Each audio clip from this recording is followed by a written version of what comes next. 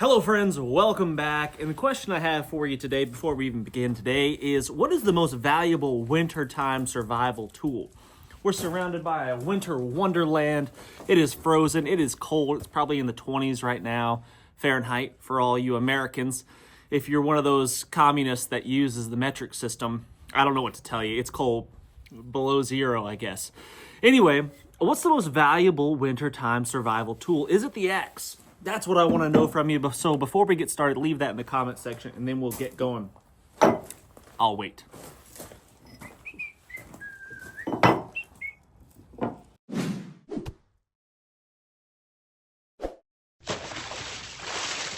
My buddy Daniel has hooked me up with this really nice classic Norlund axe head right here. Genuine Norlund, and I love the shape of it. I just love the profile, the contour of it, the rusticness of it. It is fantastic, but it needs a good handle.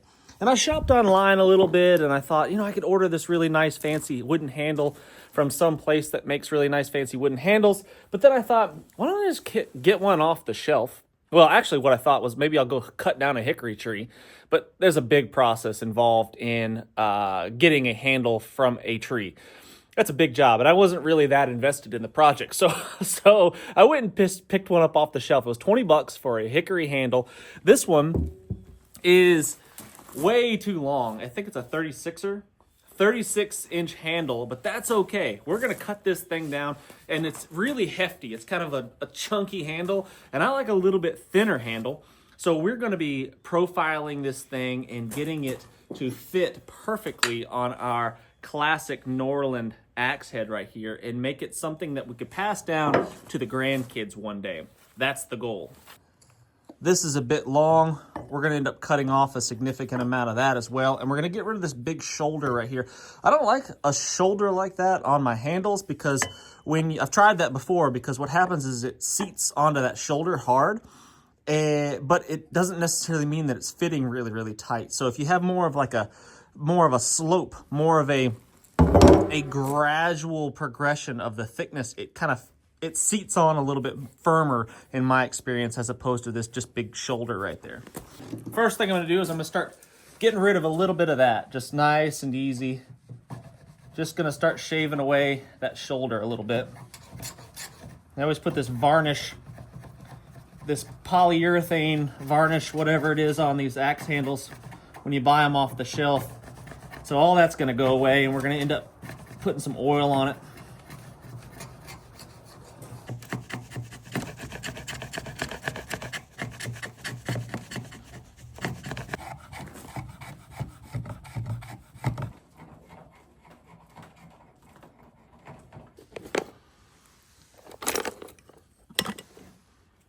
Now, what I want to try to do is figure out kind of, roughly where I want this axe head to go. Now, my buddy Daniel, since he's the one that gave me the axe head, I should listen to him and I should do, follow his advice, his instructions. He said the axe handle should probably be about from where the top of the axe head is to about your armpit, give or take. And that would be about right here, give or take.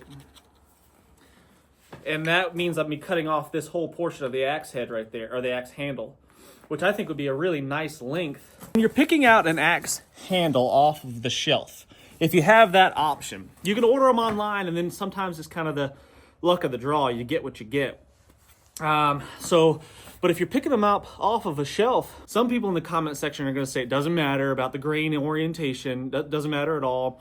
But I feel like it has to. It just has to. The direction of the force of the striking on the axe, the grain orientation is going to matter. This oblong oval shape, right? You want the grain orientation running this way, that vertical direction right there, with that oblong shape towards the edges of that oval, the top and the bottom of that oval.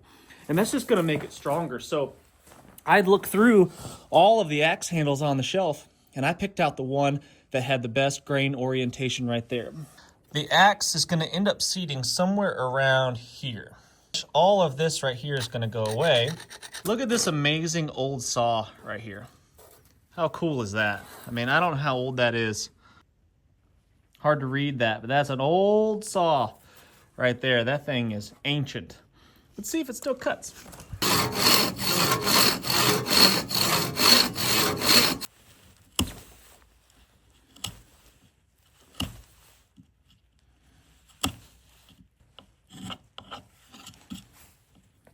So now what I'm going to do is I'm going to start shaping this thing so the head will actually start to fit over the end of the wooden handle. Try to get it fairly centered, like so, and then I'll just trace the inside there. I'll trace the inside right there and draw that shape.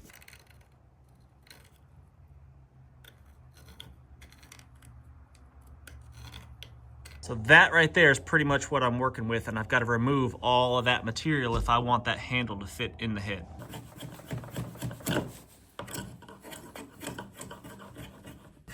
Now, I really appreciate the durability of like my Fisker's axe, because I mean, you could drag the thing behind a truck for about 10 miles and then pick it up, maybe touch up the edge a little bit, and then you're back to work. You could run it over with the truck, and you're probably not going to ever break the thing, but there's something about using a tool that you've had a hand in crafting, you know? Yeah, I didn't make the axe head, of course. Mr. Norlund did. But I'm making this handle. I'm at least fitting this handle to the axe head. You know, I didn't make the handle out of a piece of a tree that I made, a tree that I cut down, but I still have had a large part in its life, you know? And that makes it more, I don't know, makes it special, makes it more enjoyable to use, in my opinion. And it also makes you less likely to lend it out to someone that's not going to take care of it. Because you've taken the hours that it takes to do this job right here. Don't just hand it out to your 12-year-old. Unless you know he's going to respect it. We've gotten pretty close now. We're getting close to our marks. So I think what I'll do is I'll switch from my draw knife and I'll switch over to this rasp right here, this 4-in-1 file. Because the thing about wood is you can't put it back. You take it off, you can't put it back. So I'd rather start slowing down now and get a little bit more refined in my shavings here. Take off what you need to take off, no more, no less.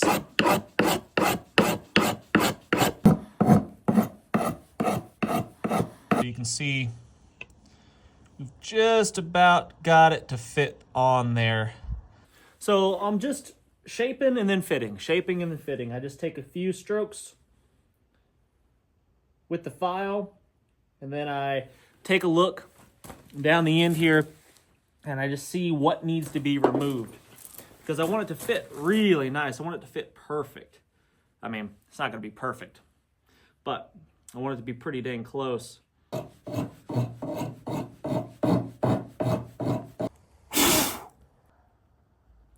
There it goes. There it goes. Starting to get on there now. That's a good fit. So I'll start removing the places where it's touching and not removing any more from where there is an air gap where I see daylight. So I see it's touching right here. So I'll remove a little bit of that. And it's also touching here. So I'll remove a little bit of that. Now, I did a video a while back about tools that I no longer carry, or gear that I no longer carry. Much to the disgust of many viewers, I no longer carry an axe. So, but let me preface that by saying I no longer carry an axe when I'm out hiking, backpacking, out on a camping excursion, because I just haven't found an axe to be that necessary. Now around the house, around the homestead here, an axe is super important. I mean, I use an axe all the time. Sometimes just like a sledgehammer. I mean, I used to use the back of the axe to pound stuff, beat on stuff. I've used an axe for carpentry purposes, for trimming away big chunks of wood, like hewing logs and stuff like that to get them to fit, remodeling type jobs. I use an axe for all sorts of different purposes. Splitting wood, usually use a splitting maul for that, but you get the idea.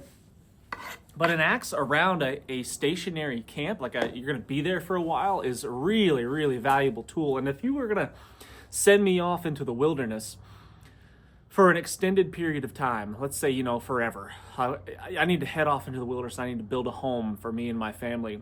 It'd be hard for me not to bring an axe just because of how valuable it is just to have like I said, just a big hammer, you know, a big beating tool, let alone the sharp side of it.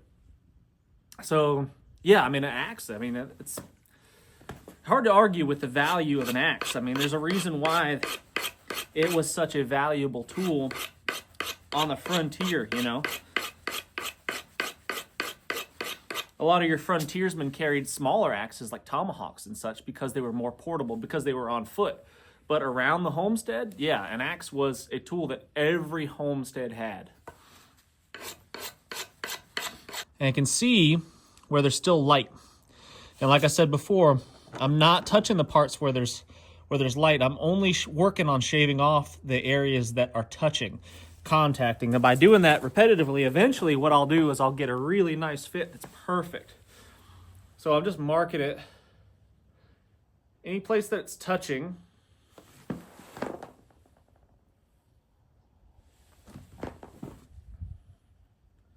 like right here, I'm just going to shave away that. I'm marking it with my pencil. Not absolutely necessary, but it helps. And then this right here. Shave away at the wood where I marked with my pencil until all those markings are gone. And then I'll refit. Whew, it's a cold one today. A little breeze is quite nippy. Probably, I should be doing this out here next to the fire. That would make sense. Not a very smart man.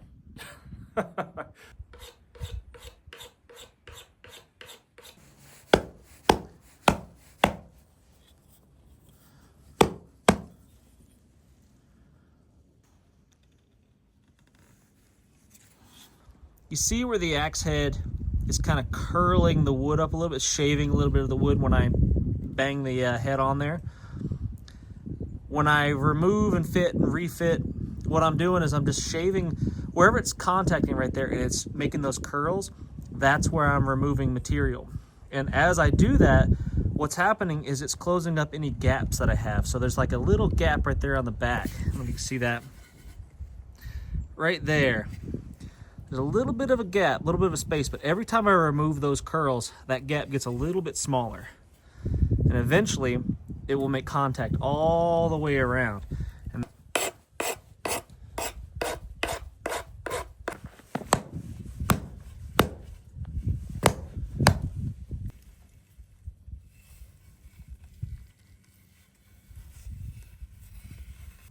so what I'm going to do now is I'm just going to clean up my file marks with some sandpaper, and that's going to allow the axe to seat just a tiny little bit further, and that's going to be all we shall need. And now this handle comes with the split already. It's already got that kerf, the cut in the handle for the wedge.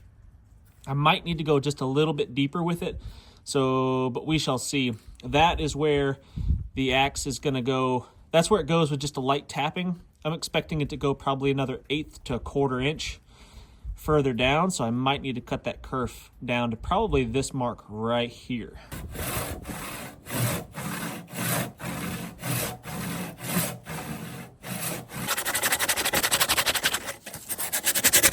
Smooth it up a little bit, and like I said, that's going to allow the axe head to go just a little bit further, getting rid of some of this burrs, the loose fibers from that really coarse rasp. Need a Whack-O-Matic.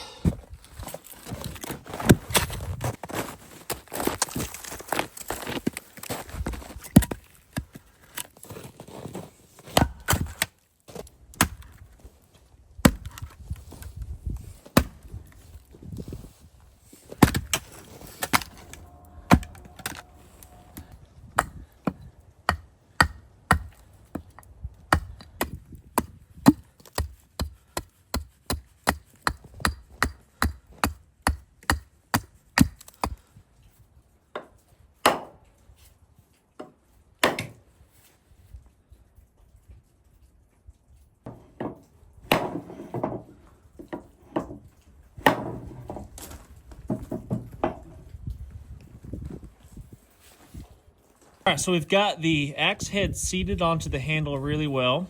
I ended up having to cut that kerf just a little bit deeper because of how far down the axe head went onto the handle, but that's really tight right now. There's no wobble in that whatsoever. We've got really good contact all the way around. You see those little curls all around, with the exception of back here. I'd like to see that a little bit tighter, but I think it's probably going to be okay.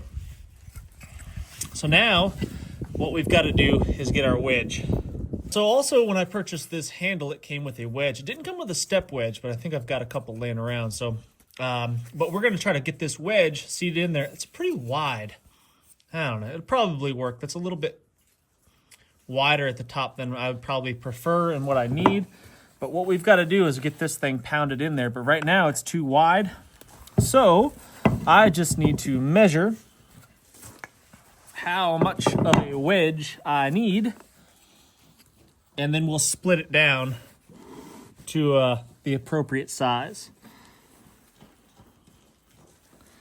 It's gonna be about like that.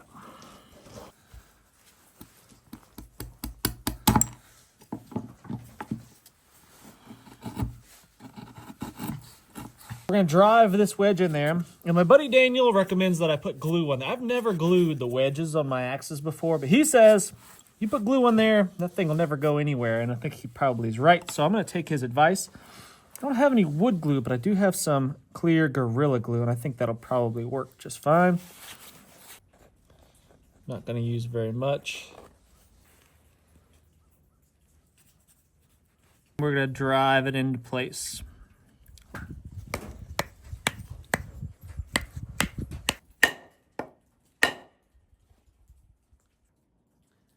That's on there pretty dang good.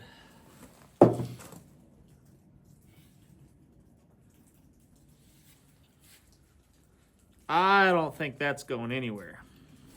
So what that wedge did was it spread the axe handle out right there, that wood out right there. It spread it really wide, and that's going to make it impossible. Well, not impossible, really difficult for the axe head to come off if I did that right.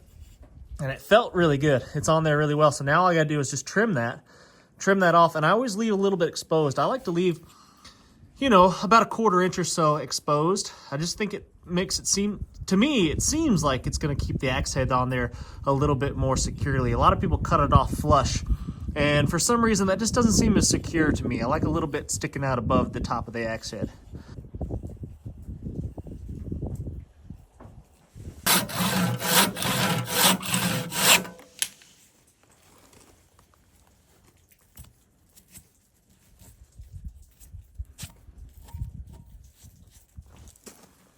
Looks good.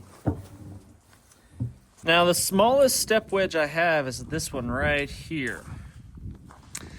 And that's a little bit big. I could trim it down, I suppose.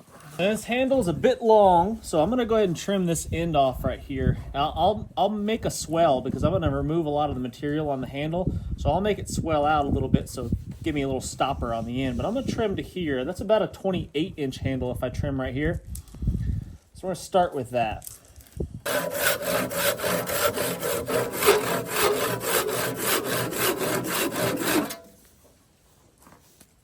I'm gonna thin it out right here. I'm gonna keep it at basically that dimension there, but I'm gonna thin this out a little bit and then give myself a little bit of a swell here to stop my hand from slipping off the back.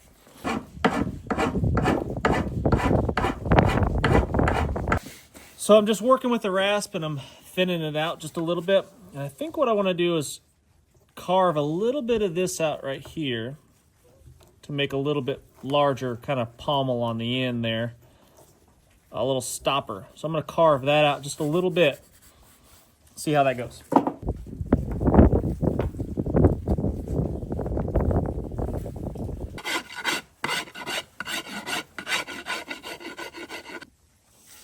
All right, so we're just continuing to shape, just slowly but surely, creating some contours there, a little bit of a stop right there on the end.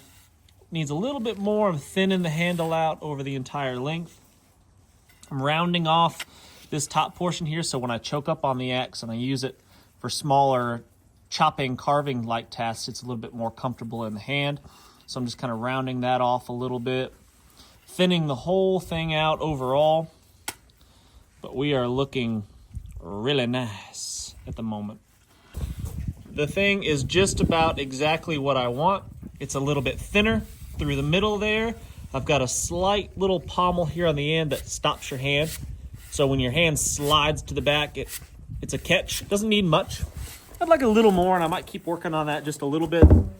But now I'm just gonna take this sandpaper. This is, I think, 80 grit, and I'm just going to get the rough bits off. I'm not gonna get rid of all the tool marks. I kind of like the tool marks. I think they look cool.